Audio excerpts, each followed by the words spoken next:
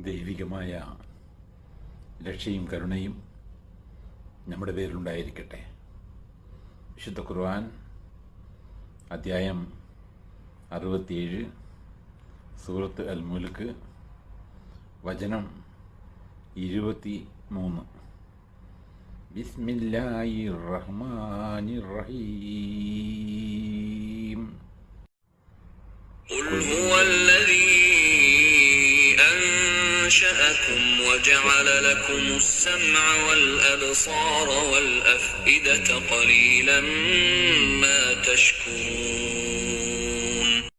നബിയെ പറയുക, നിങ്ങളെ സൃഷ്ടിച്ച് ഉണ്ടാക്കുകയും നിങ്ങൾക്ക് കേൾവിയും കാഴ്ചകളും ഹൃദയങ്ങളും ഏർപ്പെടുത്തി തരുകയും ചെയ്തവനത്രേ അവൻ.